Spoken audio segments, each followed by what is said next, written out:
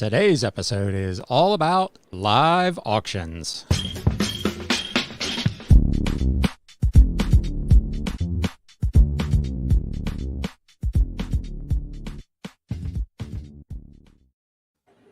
What is up, Galaxians? Welcome to another episode of the Galaxy CDs, Rocks, and Flips Reseller Talk podcast.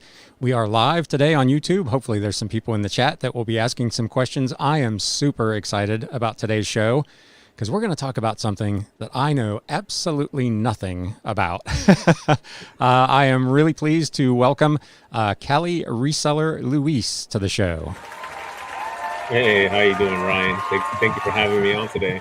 Hey, I appreciate you taking time out of a busy day. Yeah, we were just talking offline. Yeah, exactly. I mean, that's just, it's weird because even when I take my kids to school and I pick them up, people ask me like, do you work or are you just a stay-at-home dad? I'm like, no, I work from home, you Right. know? Then when they start get curious, oh, what do you do? Are you working from your computer all day? I'm like, yeah, you could say that, you know, Kinda. And I tell them I'm a reseller.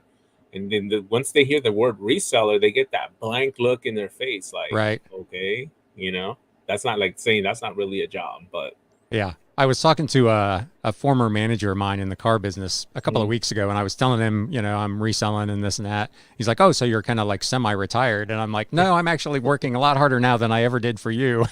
yeah. So I'm going to pull you up on the main screen here and just kind of tell us a little bit about yourself and what you do and that kind of stuff and where people can find you on the internet. Sounds good. All right, guys. Hello. Welcome in, guys. If you guys don't know who I am, I'm Cali Reseller Luis. I've been reselling since I've been 8 years old. My father is the one that actually got me into the reselling from when I was a kid.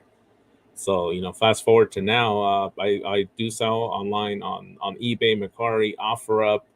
And from time to time, I do some sales on TikTok as well. So, and I also do live auctions every Tuesday night on YouTube. I know a lot of people are surprised when they hear live auctions on YouTube. Is that like a thing? And then they come check me out and they're like, wow, they're just blown away.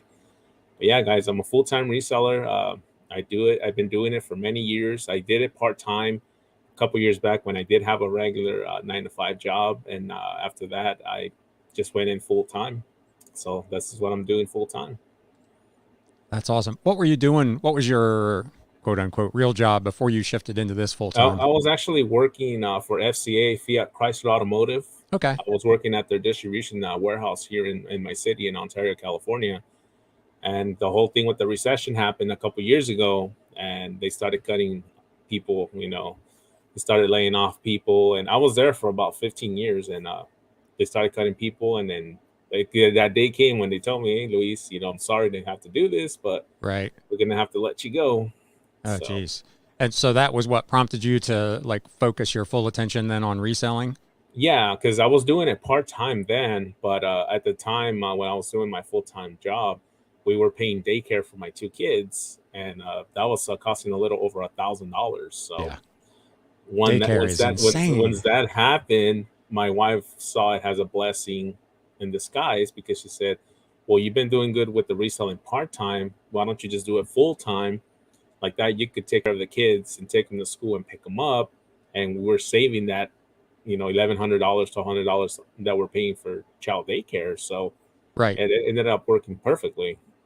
Yeah, that's a huge boost to save that money on the front end of it so that, you know, the reselling only has to make up that much more ground for it to be successful. Exactly.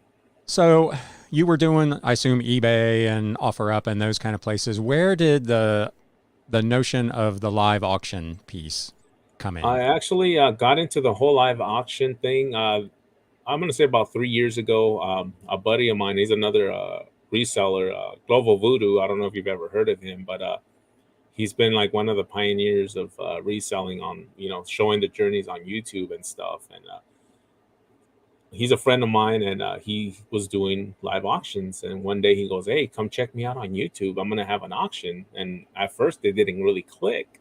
Right. I was like, a live auction on YouTube? And he goes, dude, just come check me out and you'll get a better idea. So I went that first day to his auction, and boom, I was blown away. I was like, wow, you know, this is crazy. This is an actual thing, where he took me under his wing and he taught me the ins and outs of doing the live auctions. I did them with him for a few months, and then after that, he just said, "Okay, you're ready to go. Start doing them on Right. your channel." You know, Nice. and I created my YouTube channel, and we never looked back. Yeah. Now, when you started doing the live auctions on your own channel, how many subscribers did you have, and how did you get people to know that there was an auction and be able to participate? Because I know, like when I set up to do a live, sometimes I'm lucky if I get 5 or 6 people here. And how did you arrange that when doing an auction? But when I started doing auctions on my own, I wouldn't get any more than 10 people. Yeah. I mean, I think 10 was like the max. And after that, it would just float between 5 or 7 people. That's when I barely started. So a lot of people think, oh, you're doing these big auctions, you've been getting all these people. But yeah, but I did a lot of the footwork in the beginning to get to where I'm at now. And one of the ways I did it was by putting myself out there. And I always tell people, you need to brand your business. You got to see yourself as a business, not Right. just as me, Luis. That's why I always brand myself. And as I'm wearing my hat with my logo on it, Right. it's one of the things that's always important to brand yourself. And see, there you go. Yeah. You know what I'm talking about, and let people know what you do, and then put yourself out there. Especially on social media, you promote yourself that you're doing auctions, or just like you with your podcast. And so people start knowing, okay, this is what's going to happen. And slowly by surely, I started growing little by little. And actually today marks my 3 years doing live auctions on YouTube. Nice. Now, how many people do you normally get now that show up? On a good night, I could get up to 60, between 60 and 80 people on a Nice. good night. On a slow night, I could get anywhere between 30 to 45, maybe. Yeah. So, Now, do yeah, I you mean, normally do them by yourself, or do you have someone else? Like I watched one the other day where there was you and another fella that were kind of going back and forth. Is that normally what you do, or is it kind yeah, of a I mean, mix? in the beginning when I started, I did them on my own. And then I thought, okay, it'll be more fun to bring someone else in to kind of, balance the show a little bit more. It brings two different personalities. And especially if you click, it just makes it even better. Right. So yeah, I mean, I've brought in a lot of people that now do auctions on their own as well. When I was doing them by myself, and that's one thing I've always done. I've always brought in people, give them an opportunity to learn how to do live auctions, and then they pretty much you see them go and do their own thing. So Right. Want to jump in the chat here real quick and say hi to some folks. Jeff Doris, who I talked to a couple of weeks ago on the show. hey Jeff, Flipping sports guy. Hey boys, looking good. hey Luis. He didn't say anything about me, I noticed, but we'll let that go. what's up, Paul? Brandy, my reseller treasure. Hello. Thanks How for you stopping doing? by. JRKR 1964. Good to see you again. Hello, Jen. Mom Knows Treasures. MKT. Hello. Hi, Yvonne. How you doing? Welcome in. And Sissy Moore. Hello. Thanks for coming out. Hello, Sissy Moore. So, when you started doing auctions, how do you determine what kind of products that you're going to do at the auction? Is it the same stuff that you're currently trying to sell on other platforms, or when you source, are you looking for particular things like this would be really great for an auction and that sort of thing? Like me with sourcing stuff, I source, pretty much what I know. A lot of t-shirts, concert shirts, vintage shirts, toys. I mean, anything. I mean, I've been doing this for a very long time, so I kind of know what to look for. Most of the stuff that I do source and I do have in my totes, I'll pull out of my totes to bring to auction. And most of the time, stuff that I barely acquire, I'll bring it to auction first. So the Okay. people in the auction actually get first dibs of all the stuff I just got or I'm sourcing. So Nice. Is there anything that, if you were talking to someone new who was thinking about wanting to get into auctions, is there particular product categories that you've seen that do well? Obviously, you have your niche, but as you watch like others, are there particular things that you would tell people maybe to look for? I mean, everyone brings a little bit of different stuff to the table when it comes to auctions. Me, like I said, I like to mix it up every week in my auctions, and then that's the fun part about my auctions, that I don't do preview videos. I don't do none of that stuff because I always switch it up every week. So people always asking like, "Oh man, what is Luis going to bring this week?" Because every Right. week it's like a different bomb, So Right. Well, and that's a great way to keep people coming back when they don't have yeah, any idea what the next show is going to look like. Where, yep, if you give them a tease ahead of time and they're like, "Ah, that's not my bag," and exactly. they don't show up. So that's a really good strategy. No, for sure. So walk me through the mechanics of Okay. I, I get on YouTube and I want to do an auction. What's kind of the requirements for the back end? How do people pay? How do you determine who a winner is? Just kind of walk us through what that process looks like. Yeah, I mean, on YouTube, of course, you have to have at least 100 subscribers before you can actually go live on your YouTube channel. So that'll be the first step, is to kind of work up your subscriber base and get to that 100 subscriber. And of course, the second step is to get a streaming service like StreamYard. I mean, I use StreamYard as well to be able to bring in a guest, and it'll Sure. be give you that option to bring in a guest and do all that good stuff. And so that'll be my second thing. The third thing is, once you get on there, of course, you're going to need inventory. Uh, like I said, if you're barely going to start, don't overwhelm yourself and think you have to bring 50 lots to start, because that's Right. just going to burn you out, and it's just going to discourage you, because you're going to be like, oh man, this nothing sold, or I just sold three things. But How much that'll stuff be do you normally bring if you're going to do a show and you're planning for how long do they go? An hour or 2 hours? well, my shows could range anywhere. They always go around 3 hours. Sometimes they Okay. could go up to 4.5 hours, depending on how how the feeling in the chat is. And if people still want to see more, then I keep showing them more. And if my guest wants to stay on longer, then they stay on and show a little bit more. So yeah, but usually on lots, I'll try to have at least 20 lots available. And if anything, if it does go any longer than that, what I've been doing now, I've been bringing in a rack of t-shirts that I'll put right behind me. So I'll just start pulling shirts and just start bundling them, do bundle lots of shirts. Yeah. Is that now on a bundle? Would that be some stuff that maybe you had tried to sell previously that didn't move, or how do you decide what you're going The to stuff bundle? that I have in my racks that I've been bringing out, it's stuff that I've been acquiring. So when I get them, I just hang them up, boom, boom, put them in the racks. So like that, when auction time comes, I just roll the rack in. And another thing too, sometimes I get family members or other friends that come in, and they know that I have a lot of vintage shirts or shirts, or they just want to shop in my racks, and I let them into my little room in the house, and they'll shop and they'll get a couple of shirts, and they'll be like, hey man, this is a lot easier than going to the mall because you have a little bit of everything. So Right. And then as you go through the auction, what's the process for people to make a bid? How do they make payment to you? How does that process work? yeah, on the items, then what I usually do, I'll start a bid on it. Like, just for example, it could be a vintage Kiss shirt from the 90s. I know what it's worth, but I like to bring good stuff to people to be able to bid on, and if they get a good deal on it, that's even better, because now they're going to be able to make some money on that product. Right. So if I say, okay, we're going to start 25 on this vintage Kiss shirt, then the bids start coming in, where someone throws in a bid at 25, and then we do it in increments of $2 up to 50.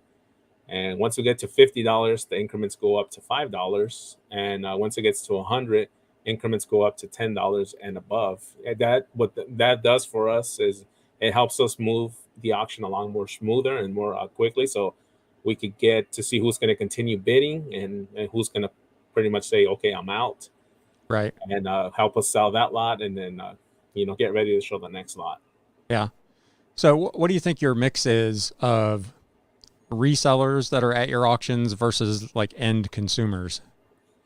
There's a mixture of resellers, of course, and of course you get some of the people that actually buy, for personal, or people that sometimes when you get the collectibles that I bring, people like to collect stuff, so they'll buy stuff for their collections.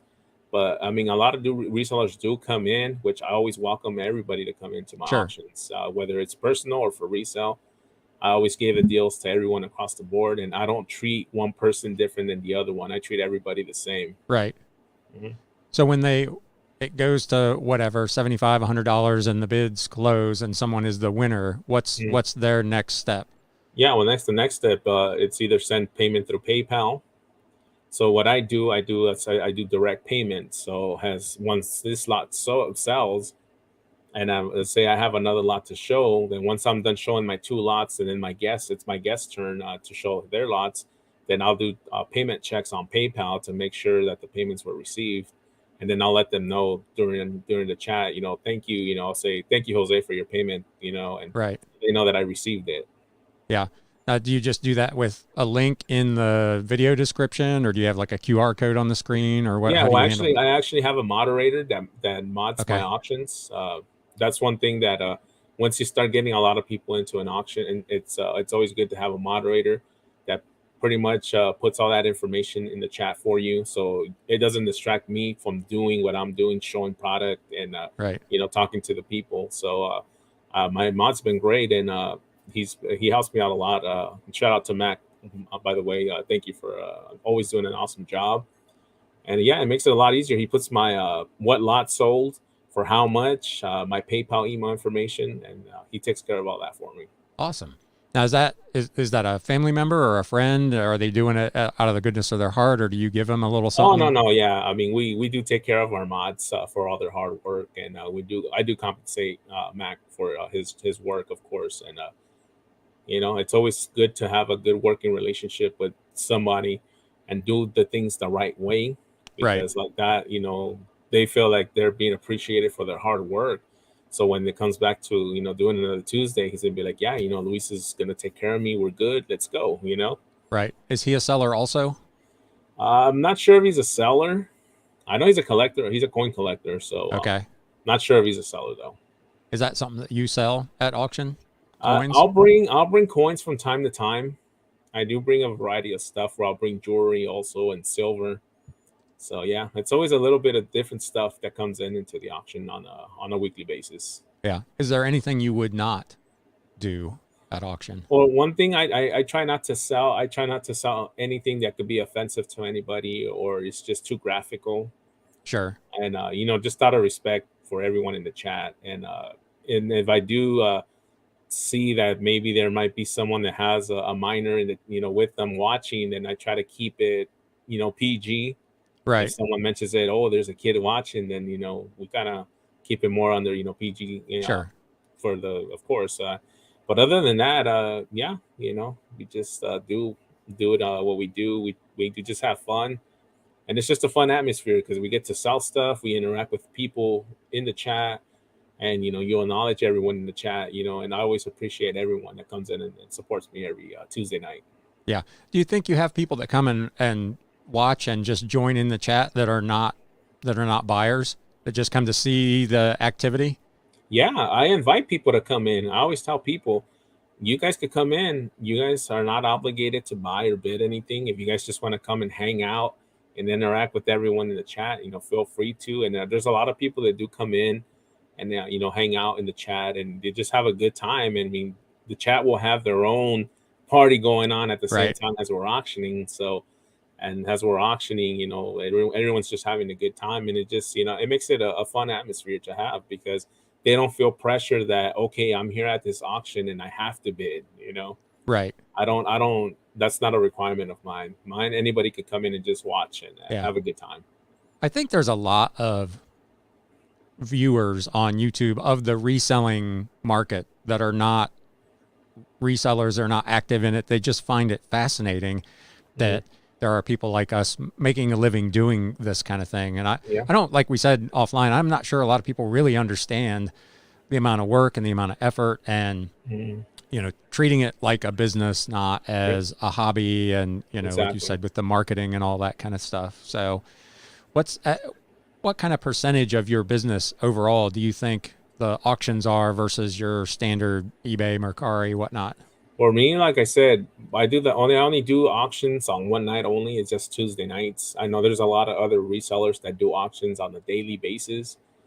I don't do that because, like I said, the live auctions is not my only source of income. You Right. know, I do the live auctions on Tuesday night. I do sell, on eBay, Mercari, OfferUp, wherever I could sell. And then, I occasionally do sales on TikTok. People always laugh and say, "Wow, how do you do that?" You just got to know how to interact with people, and just like I said, put yourself out there. Don't be Right. afraid to let people know what you're doing, because sometimes people are just either intimidated or afraid to let people know what they do because they think they're going to be judged. But you Well, can't and think we that way. probably are, but you can't let that stop Yeah, you from, doing what you do to make a living. So, exactly. Yeah, because the bills don't wait for nobody. right. So what's the process like on TikTok? I'm not a TikTok. TikTok guy. I have a friend of mine who sends me TikToks like 2 or 3 times a day, and I watch them. But I'm not. I don't go there. I don't. It's not my thing. So help me out with that. Yeah, no, on TikTok, usually I'll post like little clips of when I'm at the thrift stores, and I'll find sweaters or vintage stuff. I mean, I had found this Looney Tunes vintage button shirt from Warner Brothers, and I had posted it, and a lady reached out to me right away on a message on on TikTok. She goes, "Hey, I want that for my son." She goes, "I know how much you paid for it because it showed." She goes, "I'll offer you $35 for it." Right. And I'm like, yeah, I'm gonna just send me your, I send her my PayPal information, and I'm gonna make sure you send me your correct address, and I'll ship it out to you. And within a few minutes, I got the alert that I received her money on PayPal. I shipped it out to her that same day because it was in the morning, and within 2 days, she messaged me and she says, "My grandson loves it." Nice. Nice. So So yeah, it's you just don't. putting You stuff didn't out there. necessarily post it Nope. as a sale per se, but just as a cool find, hoping that someone would stumble on it and maybe say, "Hey, I'd like to buy that." So it's a little different idea than the Yeah, auctions. I'm not posting it up there as a for sale. I like to show when I do find stuff, or sometimes you like to show like, oh man, look at this coffee mug. It's selling for $8. You're like, wow. So people are reacting like, man, they're crazy. They're out of their mind. Why is the Right. price so high?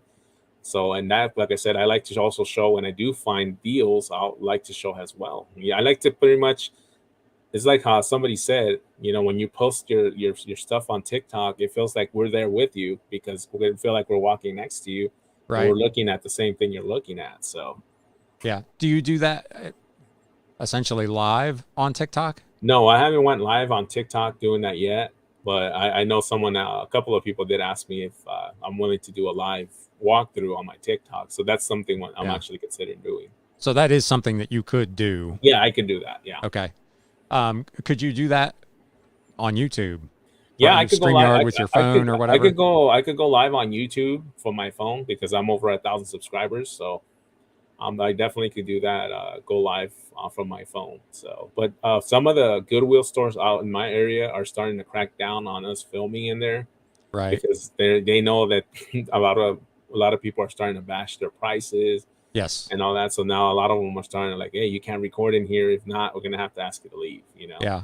Well, and I've run into the same thing here, even at some estate sales where the Yeah. estate sellers have got a sign right at the door, no filming or recording of any kind. Yep. So I, whatever, I get it from Yeah. Goodwill because they're taking some heat, but at the same time, they're seeing where the market is going. Yeah. It's hard to begrudge them trying to make a buck as well. There's a question in the chat here Yeah. from Sissy. How would you find live auctions if you do not know who is doing it? If you want to find live auctions on YouTube, on your search bar, just type in live auctions, and it should pop up different people that are actually live at that moment, or any upcoming live auctions. It'll show you the different people. There's a lot of resellers that do live auctions, so I'm sure you'll get a nice list of people that'll pop up when you do the auctions. Right. That was my next question. How many people do you think are doing it at just ballpark? Well, from when the pandemic hit, there was only a handful of us that were really doing them. And now, moving to now, I feel like it's grown massively where there's a lot of people, a lot of the sellers that were buyers are now actually selling on doing their own auctions on YouTube too. Gotcha. Now, do you do Whatnot or any of the other kind of auction sites? Yeah, I did Whatnot when I got approved. I did a lot of auctions on Whatnot. They were quick, and yeah, it's a good platform to sell stuff really quick that you just want to push out. And if you have a lot of quantity of it, it's a good platform just to get in there and just kind of start selling stuff. But the only difference with that is that there's some sellers that do start stuff at $1. So a lot of the buyers don't want to bid on stuff unless it's $1. So Gotcha. that's one issue that I started seeing a lot on the last couple of Whatnot auctions I did. Are you still doing them or you kind No, of I backed haven't off of done that? I haven't done them in a few weeks, I guess you could say, a few months. But yeah, I'm gonna definitely jump back on again and try to get some more lots out there and test waters one more time because I know Whatnot just got flooded with a lot of new sellers too. So Right. So for people who aren't familiar with Whatnot and what that process looks like, kind of walk us through how you would set up and run an auction there. Yeah, on Whatnot, it's of course it's live, just like here on YouTube. The difference with Whatnot, you don't if you don't want to show yourself or show your face, you don't have to. You could just point the camera to where you're going to show the product, and you'll be good to go. And you could on Whatnot, you're allowed to play music in the background. So if you want to, play some classic rock while you're auctioning off stuff, you could do so. I wonder how they get And away with that. yeah, I mean, I that's what I say. I think once the record companies start finding out about it, they'll probably start taking action about that because, of course, they're going to want their royalties for their music being played. Right. So, but for now, they're still doing it. And like I said, it's just you run the auction. You have the option to do a minute auction, 30-second auction, or they have this what they call sudden death. So sudden death, you can start either at a minute or 30 seconds. So pretty much whoever's bidding and whoever gets the last bid in pretty much takes it. Because on the other way you do it, say there's 9 seconds left and I bid, okay, the clock goes back up again to Sure. like 15 seconds and then it drops down again. And say at 2 seconds, someone else puts a bid, so it goes back up to 10 seconds. Towards in sudden death, it doesn't let you do that. It's like whoever throws in the last bid is the one that gets the So item. it's like authorized bid sniping.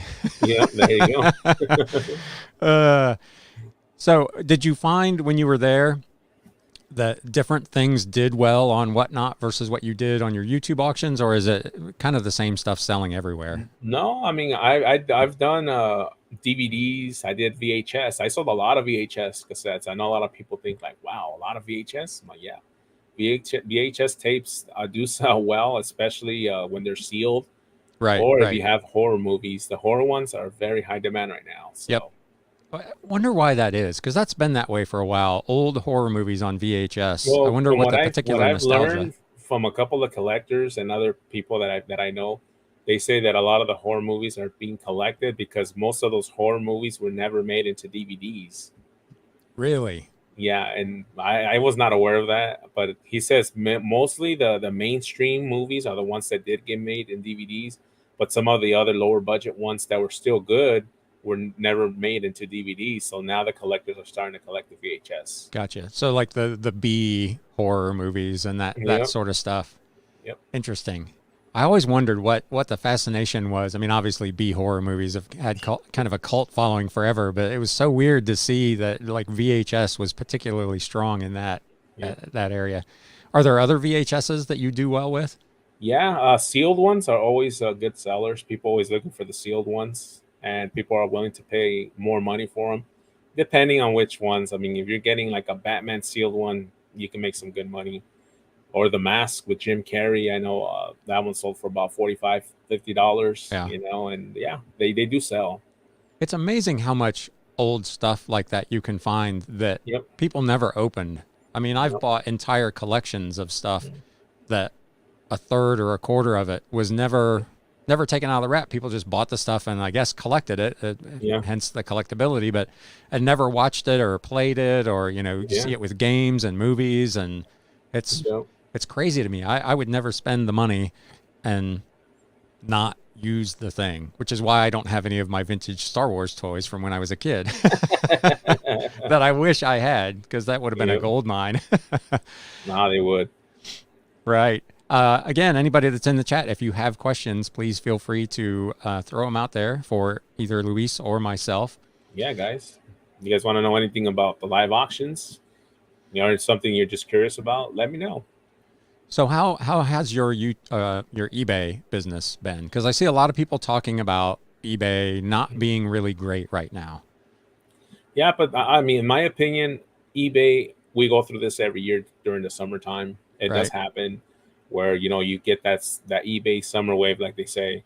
Yeah, sales might dip down a little bit, but it's like, okay, you just gotta keep posting, and if you wanna, put some stuff on sale on there, maybe do that, or just keep listing. Like I said, I try not to put all my eggs into one basket. So, Right. eBay and Macari and OfferUp. I do a lot of my bulkier stuff through OfferUp, or Facebook Marketplace is another place too, where you could unload some stuff. And you just got to keep finding different ways to, make some sales and just push some inventory out. Right.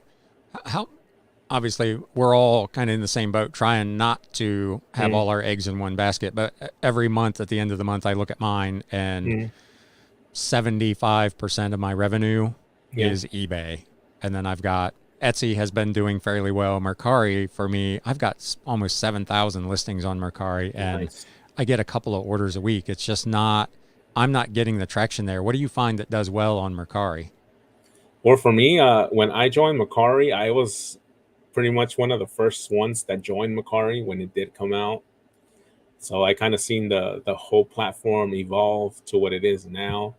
So definitely, for me, at the time when I joined Macari, I was having some issues on eBay with scammers buying new product and then saying it's not new, it doesn't work, and it's brand new sealed, and they return back with a broken one, and then Right, eBay right. said, goes with the buyer, and then you're out of the product and the money. So I said, okay, I'm gonna get off of eBay for a while, and I'm just gonna concentrate on Macari.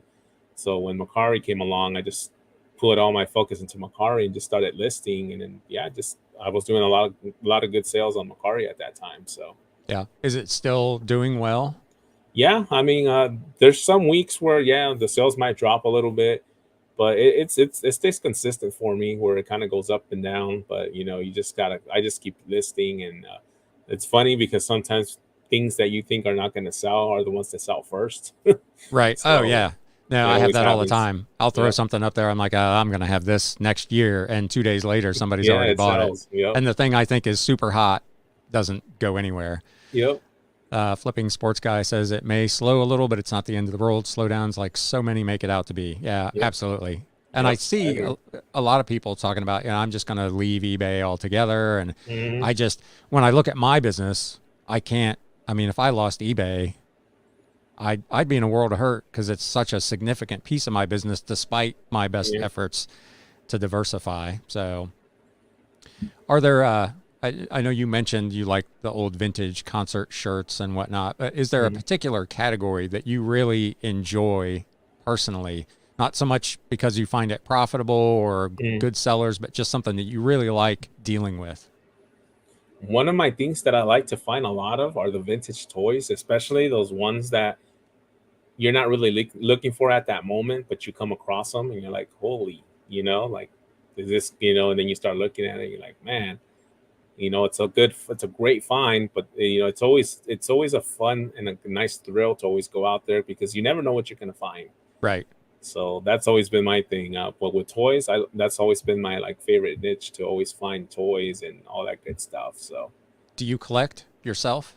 oh yeah, I have a couple of collection of old toys and stuff, and So when you go out and you find something that you've not seen before that is fairly valuable but really cool to have, mm. how do you decide I'm going to keep this or I'm going to sell this?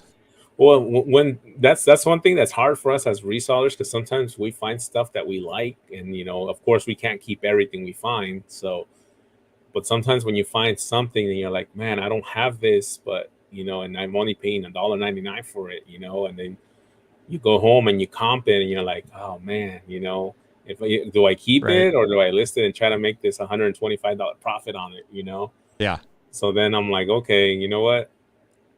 Let's take a picture of it. Let's list it. Let's put it up, and we'll see what happens. Maybe it Yeah. doesn't sell within a month, and maybe I'll pull it down and I'll keep it. Right. And then Right. 2 days later, you hear the cha-ching, and then you already know it's sold. I've had that where I've been out sourcing and I find something that I don't really think about Yeah. sourcing as something to sell. That I just, oh, that's a cool coffee mug. I'm just gonna buy it for myself. And then I make the mistake of looking it up when I get Yeah. home. And I'm like, holy crap, I paid 25 cents for that and it's worth Mhm. $25. Yeah. I have to Exactly. try to sell it. Yeah, for sure.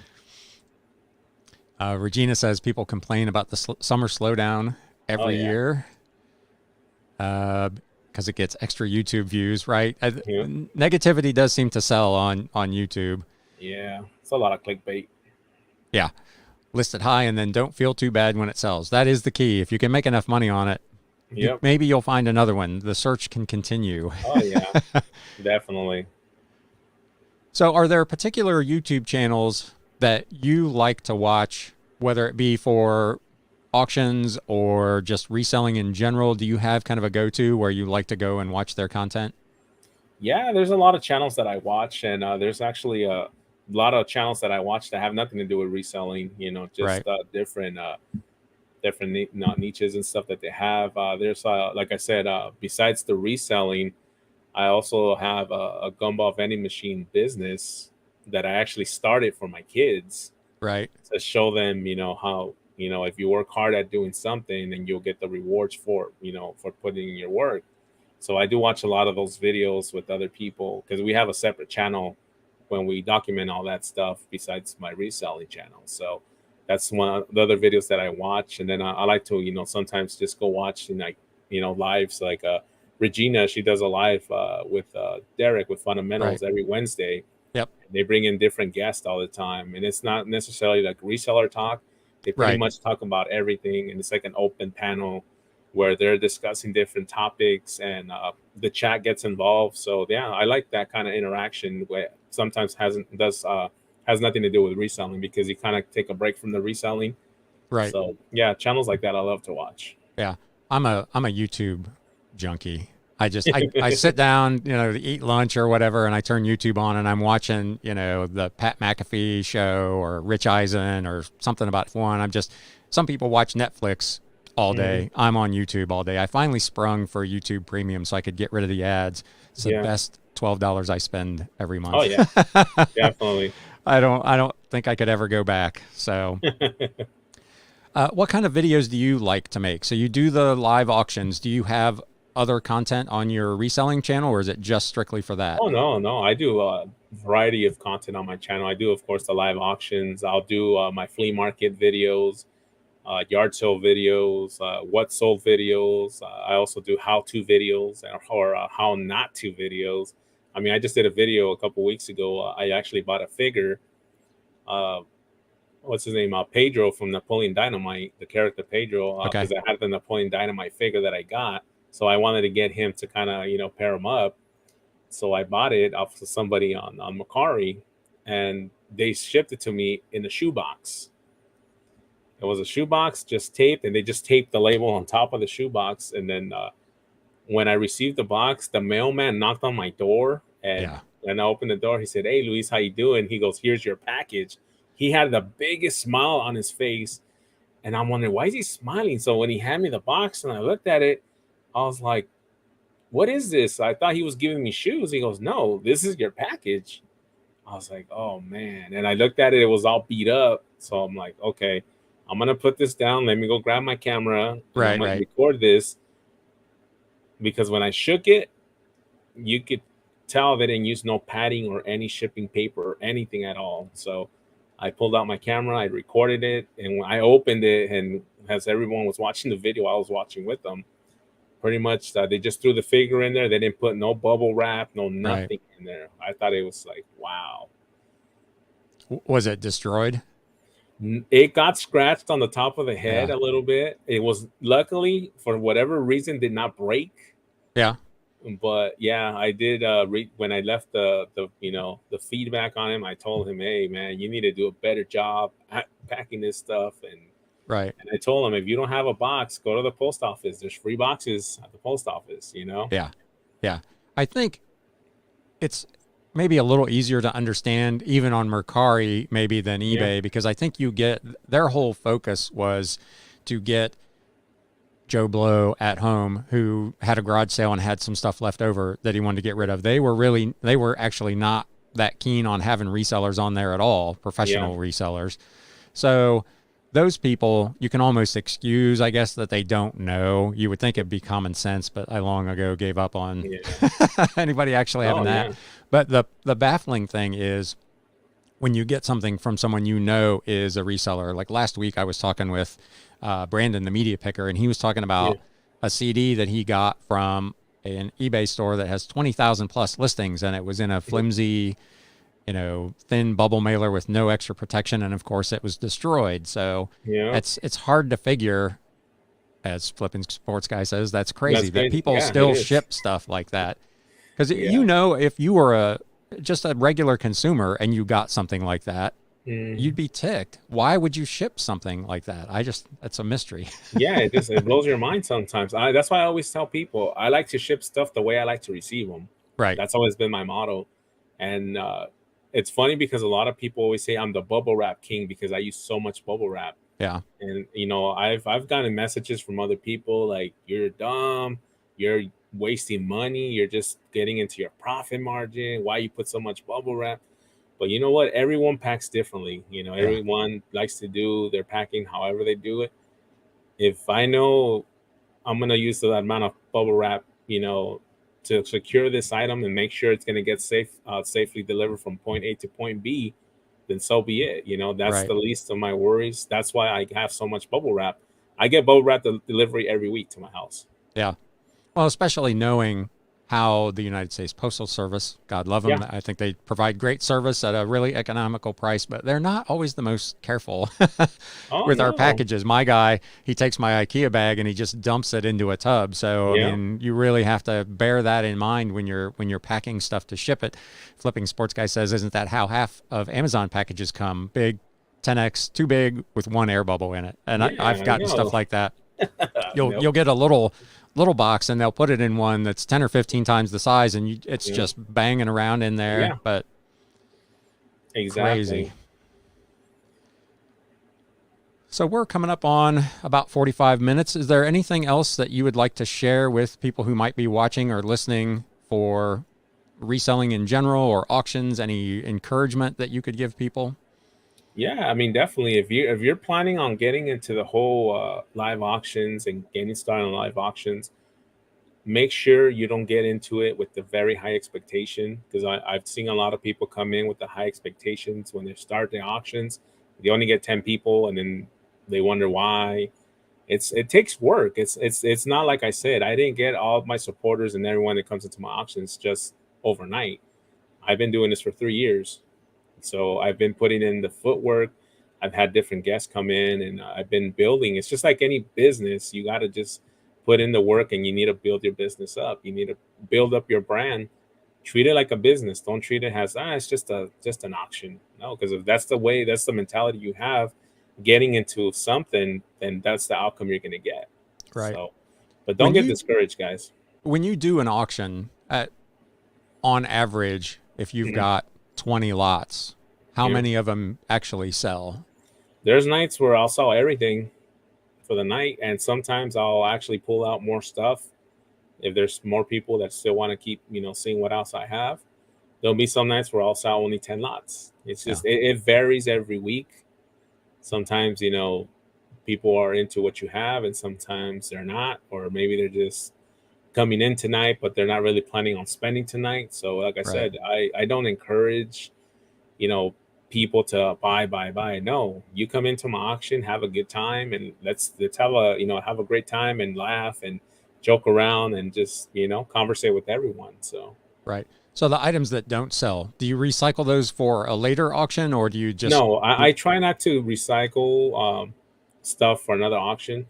If I have multiples of an item, then yeah, I'll bring them up again, but I don't try to reshow stuff over and over again because like I said, everything that I bring to auction, it's stuff that I have not listed yet. This is stuff that hasn't right. been comped or hasn't been listed. It just comes straight to the auction. So I always tell people in my auction, you guys are getting first dibs of what I got before I actually list it on eBay and Macari. So and whatever doesn't sell or gets passed on, then I'll go ahead and just list it on Macari and on eBay, whichever, Right. and get it out that way. Do you list everything on both or do you pick and choose these type of things I list only on Mercari and this type of stuff I only want to put on Yeah, eBay? like video games sell more faster for me on Macari than eBay for some reason. So I try to post more video games and stuff like that on Macari. Has in baseball hats, it's kind of 50-50 where sometimes they sell faster on eBay and sometimes they sell faster on Macari. So yeah, I'll depending on how many hats I have, I'll say okay, I'll cross list them. I'll do them on eBay and Macari, and whichever one sells first on one platform, I just got to make sure I remove it from the other one. So Right. Yeah. That gets to be almost oh a yeah, full-time job by itself. it does. uh, have you ever had, do you have a time limit on how long you'll leave something in your eBay store? So something, Anything that I list that's been sitting for a while, if I see that there's not really no traffic coming to it, then I'll probably relist it, or I'll try to change it up or run a sale to see yeah, if that helps. Sometimes doing the sales helps get some of your stuff sold.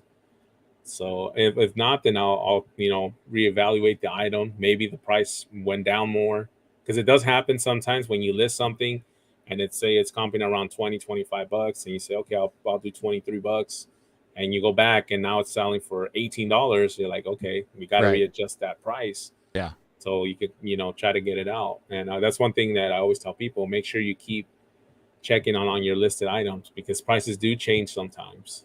right. Yeah, it's like you said a couple of times, you've got to treat it like a business. You've got to constantly be evaluating not only what you're doing, but your Right. pricing, and like with the packing and the shipping. Yep. Like my reseller treasure says, top comment I get in feedback is packaged very well. If I can't toss it, kick it, or drop it, then it's not ready for shipping. Yep. So, and Yep. that kind of stuff matters. My It feedback is does. kind of the same way, that Yeah. I go the extra step, even just when shipping a book. I don't just throw it in a padded mailer. I take some time Yep. and I wrap it in something. If it's a paperback, it gets a cardboard stiffener so that if the post office tries to bend it or fold it, it won't. And, those kind of little things that I think a lot of people don't take that extra time to do Nope, they don't. make a difference. And I see popping up not only in my feedback, but in now where eBay shows you've got repeat buyers. I have got a ton of repeat Yeah. buyers, and that's how you kind of get that process going, is by taking really good care. Oh yeah, I agree with you. I always have that saying: a happy customer is a returning customer. Right. That's the way you got to see it. That's why I always ship well. And like I said, I try not to ship on poly mailers the least possible. Always, everything pretty much goes out in boxes. I'll occasionally will send one shirt in a bubble wrap poly mailer. And but other than that, when it's a big quantity of shirts, and I mean, I've received shirts where sometimes they don't use nothing, where they just throw the shirt in there by themselves and then just ship it out. Right. It's like, come on, take that extra effort. I shrink wrap my shirts, and then I pack them and I ship them out. Yeah. And that, like you say, that level of professionalism sets you apart. And I think a lot of people, when they shop on eBay, they're almost surprised when Yeah. they get that kind of package, because they are used to not getting that level of service on Yep. eBay, which is kind of one of the knocks and why a lot of people are hesitant to shop there, because it's got a reputation of being a little hit or miss on what the Yeah. quality might be. Yeah, for sure. So do you have anything else that you would like to share with the folks before we call it a day here? Yeah, like I said, if you guys are interested to check out my auctions, I have them every Tuesday night on my channel, Cali Reseller Luis. Just like my name here on the screen. Every Tuesday night at 6 p.m. Pacific, 9 p.m. Eastern time. And I do a reseller podcast as well on Spotify. So if you guys ever want to, learn a thing or two, the same name, Cali Reseller Luis. And I just share different tips about reselling or reselling related items, or just anything that has to do, because I do get a lot of questions on my Instagram about reselling. So it was getting to the point where it was getting a little bit overwhelming for me, because sometimes it was the same question being asked, Right. 10 or 12 times. And reseller Mitch Mo actually told me, hey, why don't you start doing a podcast, and you could answer those questions on there. So you could just tell people, oh, check out my podcast. I have all the answers that for the questions you're asking. How long have And you been that doing that? I haven't been doing it that long. I started barely this year, Yeah. so a couple months in, and yeah, it's been great. And it's like I said, I get a lot of feedback from it, and I think a lot of the subscribers that I'm getting are coming from the podcast as well. So Nice. Nice. It's good to cross pollinate between all the yep, different platforms and stuff. So, yep, well, I really appreciate you taking time out. Like I said at the beginning, I know it's really, really busy for all of us, oh yeah, for sure. despite the summer slowdown, and you're trying to juggle Instagram, TikTok, YouTube, auctions, reselling, kids, and life, and the whole 9 yards. So, Oh yeah, thank you for taking some time out, and thank you to everyone who joined us in the chat today, and of course, everyone who watches or listens later. If you found this show interesting, fascinating, thrilling, please do me a favor and smack that thumbs up button. If you're not a subscriber yet or a follower of the podcast, please consider doing that as well. Thank you again, and we will catch you all next time. You have been listening to the Galaxy CDs Rocks and Flips Reseller Talk podcast. Thank you so much for tuning in, and we will catch you again next time.